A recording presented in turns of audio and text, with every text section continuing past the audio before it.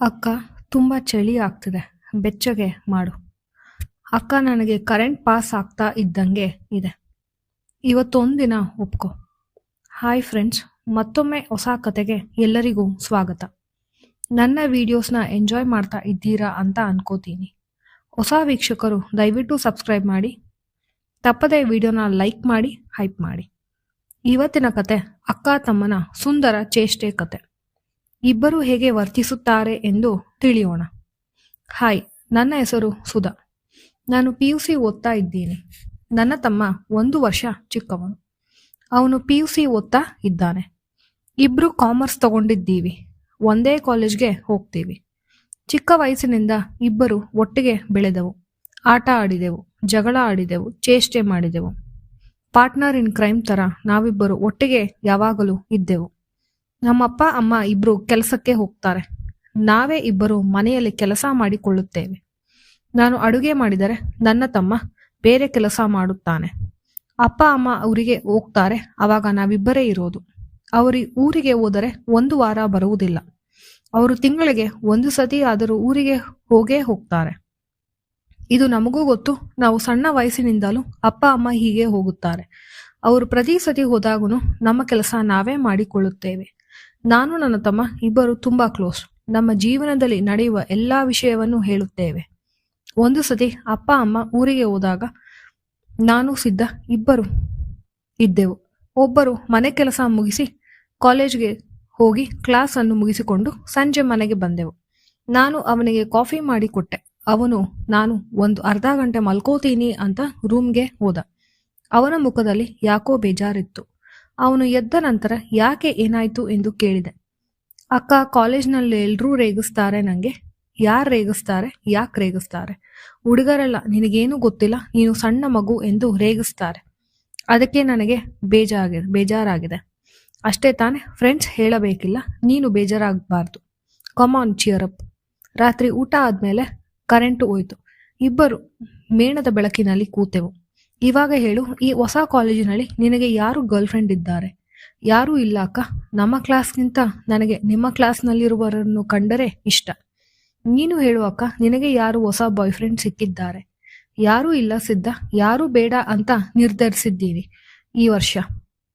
ನಾನು ತುಂಬಾ ಚೆನ್ನಾಗಿ ಓದಬೇಕು, ಒಳ್ಳೆ ಮಾರ್ಕ್ಸ್ ತಗೊಂಡು ದೊಡ್ಡ ಇಂಜಿನಿಯರ್ ಆಗಬೇಕು ನಾನು. ಅಕ್ಕ, ನೀನು ಹೇಗೆ ಎಲ್ಲವನ್ನೂ ನಿಭಾಯಿಸ್ತೀಯಾ? ನೀನು ತುಂಬಾ ಚೆನ್ನಾಗಿದ್ದೀಯಾ. ಹುಡುಗರು ನಿನ್ನ ಮೇಲೆ ಬೀಳುತ್ತಾರೆ, ಆದರೂ ಹೇಗೆ ಡಿಸ್ಟ್ರಾಕ್ಟ್ ಆಗದೆ ಓದುತ್ತೀಯಾ? ನೀನು ನಿನ್ನ ಮನಸ್ಸಿನಲ್ಲಿ ನಿನಗೆ ಏನು ಆಗಬೇಕು ಎಂದು ಯೋಚನೆ ಮಾಡಿ ಅದರ ಕಡೆ ಸಂಪೂರ್ಣವಾಗಿ ನೀನು ಓದಬೇಕು ಅಷ್ಟೆ. ಆದ್ರೆ ನೀನು ಸೂಪರ್ ಅಕ್ಕ. ಸರಿ, ರಾತ್ರಿ ಕತ್ತಲಾಯ್ತು, ಕರೆಂಟ್ ಬರೋ ಹಾಗೆ ಕಾಣಲ್ಲ, ಮಲ್ಕೊಳೋಣ ಬಾ. ಚಿಕ್ಕಂದಿನಿಂದಲೂ ಇಬ್ಬರು ಒಂದೇ ಹಾಸಿಗೆ ಮೇಲೆ ಮಲಗಿ ಅಭ್ಯಾಸ. ಇಬ್ಬರು ರಾತ್ರಿ ಮಲಗಿ ಬೆಳಗ್ಗೆ ಕಾಲೇಜ್ಗೆ ಹೋದೆವು. ಅಲ್ಲಿ ಸಿದ್ಧನ ಫ್ರೆಂಡ್ಸ್ ಅವನ ಹತ್ತಿರ ಏನೋ ಗುಸುಗುಸು ಮಾತಾಡ್ತಾ ಇರೋದು ಕಾಣಿಸ್ತು. ಸಂಜೆ ವಿಚಾರಿಸೋಣ ಎಂದು ಸುಮ್ಮನಾದೆ. ಸಂಜೆ ಸಿದ್ಧಣ್ಣ ಕೇಳ್ದೆ, ಏನು ನಿನ್ನ ಫ್ರೆಂಡ್ಸ್ ತುಂಬಾ ಮಾತಾಡ್ತಾ ಇದ್ರು? ಇಲ್ಲ ಅಕ್ಕ, ಅದೆಲ್ಲ ನಿನಗೆ ಹೇಳೋಕ್ಕಾಗಲ್ಲ. ಸಿದ್ಧ ಇಷ್ಟನ್ನು ಹೇಳಿ ಅವನ ಬಾಡಿಗೆ ಅವನು ತುಂಬಾ ಯೋಚಿಸ್ತಾ ಇದ್ದ. ಸಿದ್ಧ ಮನಸ್ಸಿನಲ್ಲಿ ಅಕ್ಕನೇ ಇದ್ದಾಳಲ್ಲ, ನಾನು ಯಾಕೆ ಅವಳಿಂದ ಕೇಳಬಾರದು, ಅವಳಿಂದ ಕಲಿಯಬಾರದು? ಅವನು ನನ್ನನ್ನು ಬೇರೆ ದೃಷ್ಟಿಯಿಂದ ನೋಡಲು ಶುರು ಮಾಡಿದ. ಆದರೆ ಅದು ನನಗೆ ತಿಳಿಯಲಿಲ್ಲ. ಮರುದಿನ ಬೆಳಗ್ಗೆ ನಾನು ಸ್ನಾನಕ್ಕೆ ಹೋಗಿದ್ದೆ. ಮೋಟಾರ್ ನೀರು ಖಾಲಿಯಾಗಿತ್ತು. ಸಿದ್ಧ, ಮೋಟಾರ್ ಆನ್ ಮಾಡು, ನೀರು ಬರುವುದಕ್ಕೆ ತುಂಬಾ ಲೇಟ್ ಆಗುತ್ತೆ ಅಂತ ಗೊತ್ತಾಯ್ತು. ಅದಕ್ಕೆ ಟವಲ್ ಸುತ್ತಿಕೊಂಡು ಆಚೆ ಬಂದೆ. ಅವನು ರೂಮ್ನಲ್ಲಿ ಯಾವುದೋ ಬುಕ್ಕುಗೋಸ್ಕರ ಹುಡುಕ್ತಾ ಇದ್ದ. ಏನು ಹುಡುಕ್ತಾ ಇದ್ಯಾ? ಇಲ್ಲಿ ಯಾವುದು ಬುಕ್ಕು ಇಟ್ಟಿದ್ದೆ, ಇವಾಗ ಸಿಗ್ತಾ ಇಲ್ಲ. ನಾನು ನಿನ್ನೆ ಅವನ ಬ್ಯಾಗಿನಲ್ಲಿ ಸುಂದರ ಹುಡುಗಿಯರ ಮ್ಯಾಗಝಿನ್ ನೋಡಿದ್ದೆ. ಅದನ್ನು ನಾನು ತೆಗೆದು ಇಟ್ಟುಕೊಂಡಿದ್ದೆ. ಅವನು ಬೆಳಗ್ಗೆ ಇದನ್ನೇ ಹುಡುಕುತ್ತಿದ್ದಾನೆ ಎಂದು ನನಗೆ ಗೊತ್ತಿತ್ತು. ಮ್ಯಾಗಝಿನ್ ಅವನ ಮುಂದೆ ತೋರಿಸಿ, ಇದನ್ನು ಹುಡುಕುತ್ತಿದ್ದೀಯಾ ನೀನು? ಅವನು ತಲೆ ತಗ್ಗಿಸಿ ನಿಂತ. ಯಾಕೆ ಸಿದ್ಧ, ಏನಾಯ್ತು? ಯಾಕೆ ಹಾಳಾಗುತ್ತಿದ್ದೀಯಾ? ಸಿದ್ಧ ಕೋಪದಿಂದ, ನನ್ನ ಫ್ರೆಂಡ್ಸ್ ಎಲ್ಲರೂ ನನಗೆ ರೇಗಿಸ್ತಾರೆ, ನಿನಗೇನು ಗೊತ್ತಿಲ್ಲ ಅಂತ. ಅದಕ್ಕೆ ಇದನ್ನು ತೆಗೆದುಕೊಂಡು ಬಂದೆ. ನೀನು ತಪ್ಪು ಮಾಡ್ತಾ ಇದ್ದೀಯಾ. ಈ ವಯಸ್ಸಿನಲ್ಲಿ ಇವೆಲ್ಲ ತಪ್ಪು. ಸಾರಿ ಅಕ್ಕ, ಮತ್ತೆ ಮಾಡಲ್ಲ ಈ ತರ. ಸರಿ, ನೀನು ರೆಡಿ ಆಗು, ನಾನು ಬೇಗ ರೆಡಿ ಆಗುತ್ತೇನೆ. ಇಬ್ಬರು ಕಾಲೇಜ್ಗೆ ಹೋದೆವು. ಸಂಜೆ ಬರುವಾಗ ತುಂಬಾ ಜೋರು ಮಳೆ ಇದ್ದಿದ್ದರಿಂದ ಇಬ್ಬರು ನೆಂದೆವು. ಮನೆಗೆ ಬಂದ ಮೇಲೆ ಟವಲ್ನಿಂದ ತಲೆ ಕೂದಲು ಒರೆಸಿಕೊಳ್ಳುತ್ತಾ ಇದ್ದೆ. ಮೈ ಮೇಲೆ ಬಟ್ಟೆಗಳು ಅಂಟಿದ್ದವು. ಸಿದ್ಧ ಅದನ್ನೇ ನೋಡುತ್ತಾ ಇದ್ದ. ನಾನು ಅವನನ್ನು ಗಮನಿಸಲಿಲ್ಲ. ಆದರೆ ನಾನು ಬೇಗ ಹೋಗಿ ಡ್ರೆಸ್ ಚೇಂಜ್ ಮಾಡಿಬಿಟ್ಟೆ. ಅವನಿಗೆ ಕಾಫಿ ಮಾಡಿಕೊಟ್ಟೆ. ಓದೋಕೆ ಮನಸ್ಸಿಲ್ಲದೆ ಟಿವಿ ಮುಂದೆ ಕೂತೆನು. ಸಿದ್ಧ ಇಲ್ಲೂ ಕಾಣಲಿಲ್ಲ. ಅವನ ರೂಮ್ನಲ್ಲಿ ಇಲ್ಲ. ಅಲ್ಲಿ ಹೋಗಿ ನೋಡಿದೆ. ಅವನು ಅಳುತ್ತಾ ಕೂತಿದ್ದ. ಯಾಕೆ ಸಿದ್ಧ ಅಳುತ್ತಿದ್ದೀಯ? ಏನಿಲ್ಲ ಬಿಡು ಅಕ್ಕ. ನಾನು ಎಷ್ಟು ಕೇಳಿದರೂ ಅವನೇನೂ ಹೇಳಲಿಲ್ಲ. ರಾತ್ರಿ ಊಟ ಆದ್ಮೇಲೆ ಇಬ್ಬರು ಅಕ್ಕಪಕ್ಕ ಮಲಗಿದವು. ಅವಾಗಲೂ ಸಪ್ಪಗೆ ಇದ್ದ. ಮಳೆ ಬಂದಿದ್ದರಿಂದ ವಿಪರೀತ ಚಳಿ ಇತ್ತು. ಅವನು ನಡುಗುತ್ತಿದ್ದ. ಅವನಿಗೆ ಎಷ್ಟೇ ಕಂಬಳಿ ಹೊದಿಸಿದರೂ ಚಳಿ ನಿಲ್ಲಲಿಲ್ಲ. ಅವನು, ಅಕ್ಕ, ಇನ್ನ ಚಳಿ ಆಗ್ತಿದೆ, ನೀನೇ ನನ್ನ ಗಟ್ಟಿಯಾಗಿ ಹಿಡ್ಕೊ. ನಿನ್ನ ಬಿಸಿ ನನಗೆ ತಾಗಿ ಚಳಿ ಕಡಿಮೆ ಆಗುತ್ತೆ. ನಾನು ಅವನನ್ನು ಗಟ್ಟಿಯಾಗಿ ಹಿಡಿದೆ. ಅವನಿಗೆ ಸ್ವಲ್ಪ ಚಳಿ ಕಡಿಮೆ ಆಗಲು ಶುರುವೆ ಆಯಿತು. ಅಕ್ಕ, ನನ್ನ ಸ್ನೇಹಿತರೆಲ್ಲ ತುಂಬಾ ರೇಗಿಸ್ತಾರೆ. ನೀನೇ ನನಗೆ ಎಲ್ಲವನ್ನು ಹೇಳಿಕೊಡು ಬೇಕು. ಸಿದ್ಧ, ಏನು ಹೇಳುತ್ತಾ ಇದ್ದೀಯ? ಅದು ತಪ್ಪು. ನಾನು, ಇಲ್ಲ, ನಿನ್ನ ಅಕ್ಕ. ಅಕ್ಕ ಪ್ಲೀಸ್, ನಾನು ನಿನ್ನ ತಮ್ಮ ಅಂತ ಮರೆತು ಬಿಡು. ಪ್ಲೀಸ್ ಎಲ್ಲವನ್ನೂ ಹೇಳಿಕೊಡು. ನನ್ನ ತಮ್ಮ ಎಷ್ಟು ದೊಡ್ಡವನಾಗಿದ್ದಾನೆ ಎಂದು ನನಗೆ ಅನಿಸಿತು. ಯಾಕಂದ್ರೆ ಇತ್ತೀಚೆಗೆ ಅವನು ನನ್ನನ್ನು ನೋಡುವ ರೀತಿ ಬದಲಾಗಿತ್ತು ಮತ್ತು ನನಗೆ ಅದು ಗೊತ್ತಾಗಿತ್ತು. ನನಗೆ ಮತ್ತು ಬಂದಂತೆ ಆವರಿಸಿತು.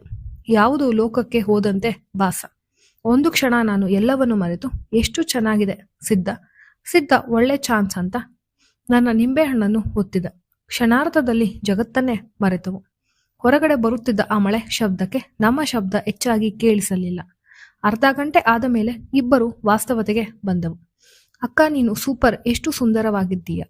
ಆದರೆ ಇದು ಯಾರಿಗೂ ಗೊತ್ತಾಗಬಾರದು. ಮರುದಿನ ಅಪ್ಪ ಅಮ್ಮ ಬಂದರು. ಅವರ ಮುಂದೆ ನಾವು ಮೊದಲಿನಂತೆ ವರ್ತಿಸಿದೆವು.